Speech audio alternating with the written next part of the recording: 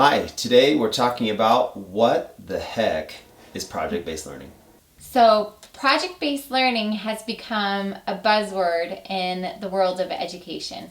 But we're here to tell you that not every project is project-based learning.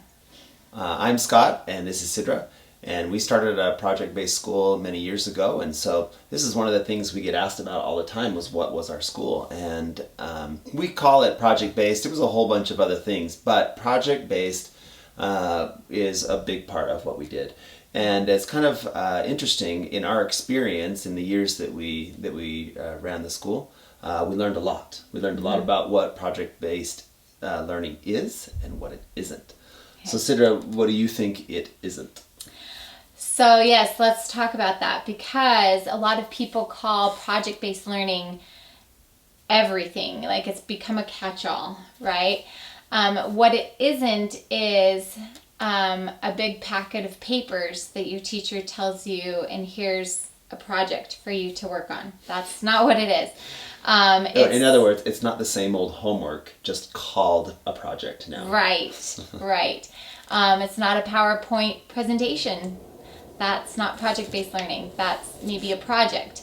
It's not even maybe your elementary school teacher who does a project with the students where it has really specific, this is how you cut the paper, and this is what color you color the things, and then you glue it this certain way, and it has very, very, very prescribed instructions of how to get from point A to point B. Very rigid instructions. Yes. That you can't go away from these parameters, and don't try and be anything different than what it says to do. That is a project. That is not project-based learning. So project-based learning is kind of the flip side of that. Project-based learning is actually starting with a question or an idea, and teacher and student decide together to move forward with something that they find interesting.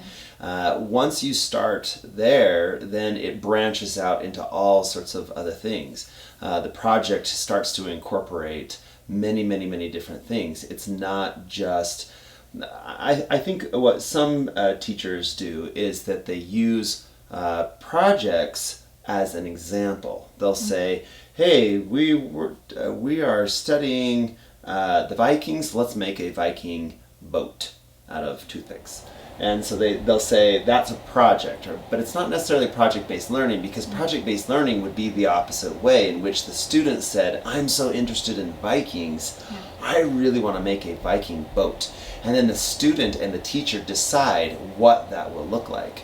It really is student-driven, and if it's too teacher-driven, then the project actually loses all of its flavor.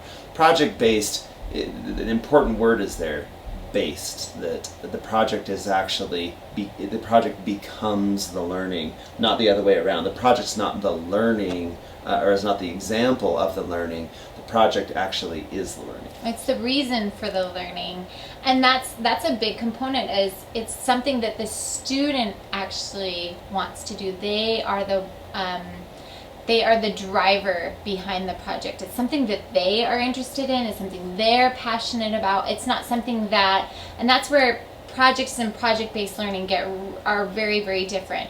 Because in just projects, it's something the teacher gives the students, right? With project-based learning, it's something that the student has a question about or is wanting to learn about. And that's what's driving the project, and then that's what's driving the learning.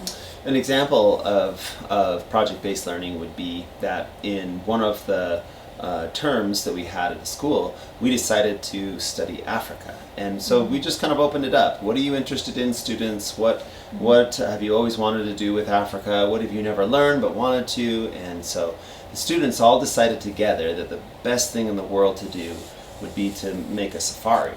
And they wanted to bring their family in at the end of the term and all of the community members, and they wanted to take them through a safari. And we thought, hey, that sounds really amazing, but we did not know what we were getting into. And that's the beauty of project-based learning, is that it's kind of a journey rather than some sort of moment in which you're making something to to show what you've learned. That's not project-based learning. What we learned about Africa was so many interesting things, because as we were building the giraffe, or as we were building the hippo or the caracal, I don't even think I knew what a caracal was before that. But now I know that a caracal can jump 15 feet in the air. It's because we went on this long journey of learning through the students' interest in building a safari and all of the animals, life-size animals, by the way. Yeah, we thought when they were saying model animals, we're like, sure, Yeah. like a foot, but they wanted life-size, and they built a life-size giraffe. So that is project-based learning. And one of the important components, too, that you mentioned is that there isn't a prescribed ending. And it really is a journey, and really it is where the project leads them. And usually that actually comes out of the student's head, not out of the parent's head. And that was a big lesson for me with project-based learning. Was I learned that the kids could do amazing things, because once you opened up their mind to the possibilities, and they opened up their minds, and the best thing for me to do was just step out of the way, because I just, even with my background, imagined it, and I never imagined the projects as cool as the kids ended up producing. Because it was the sky was the limit for them. For me, I had limits. Just being an adult, or being like public educated myself, I had limits of what things could be or what was possible.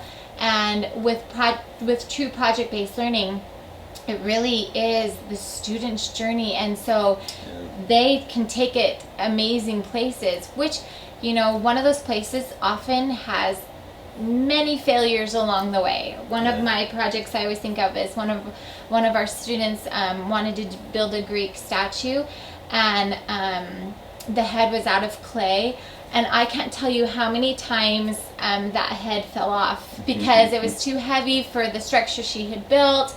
And I was just like me. I was like, oh, just give up. Like I couldn't keep going. But she did, and it was so many failures. But that was her process. That was her journey, and all those things that she learned along the way of engineering, and just like learned so much about that craft along the way. And that's what project-based learning is. Well, and also, if I could add to that not just all of the kind of hard skills, but also all the soft skills, right? Yeah. All of the skills that she acquired by just kind of sticking with it, and so all of the patience and all of the the overcoming of that feeling of failure, all of the feelings of pride in something. But there's so many things that come along with project-based learning that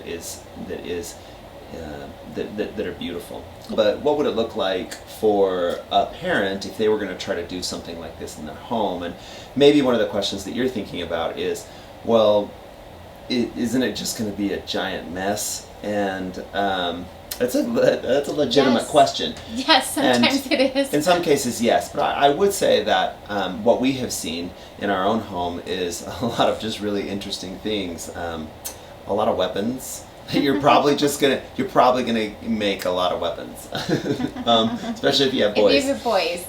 But the girls too. I mean, really, there's all sorts of things that can be made. And often inside the home, it looks a little bit different than maybe it would look in a school, but only because the home maybe has a little bit more freedom than the school would have. And so inside the home, you decide exactly what it could be. Now, let's talk about the mess for a second, because I think that actually is an issue. If you're a project-based person, if you really want to kind of help your child to go down the road of project-based learning, you are just going to have to deal with a little bit of messiness.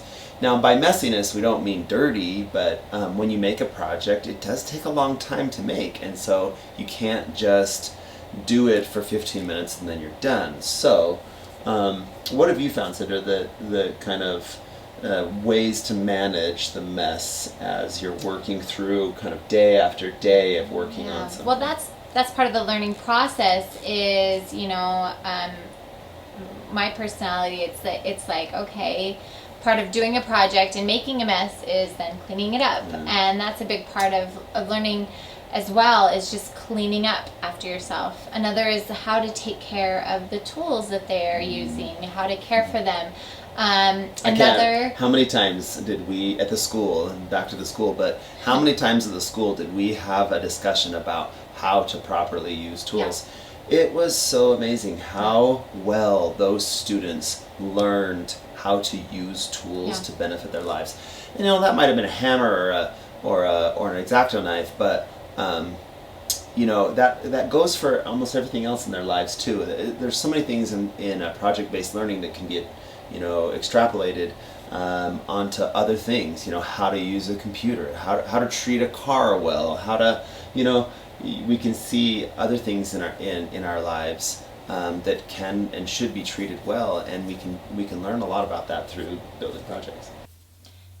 Okay, to sum up, there are 4 things that we talked about that is essential for project-based learning, and differentiates it from just your everyday project.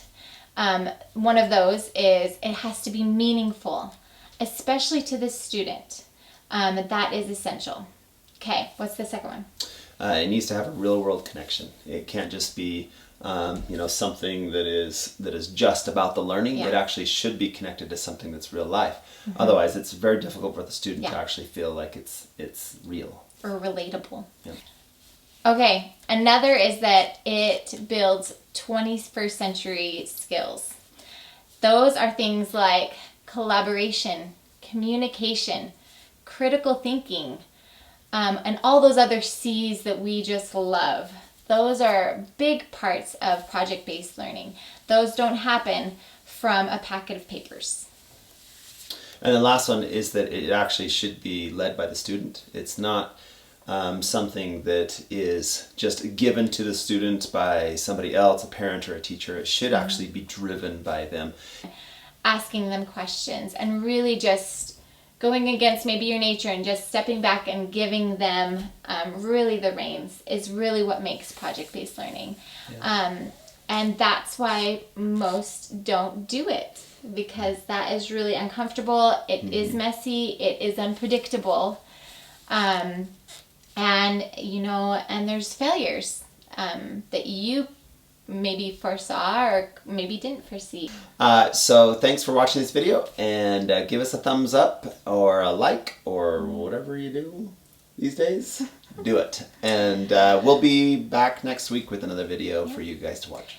Or if you have any topics or questions that you have for us that you want us to cover in future videos, go ahead and pop those in the comments below. Thanks. See you next week. Peace.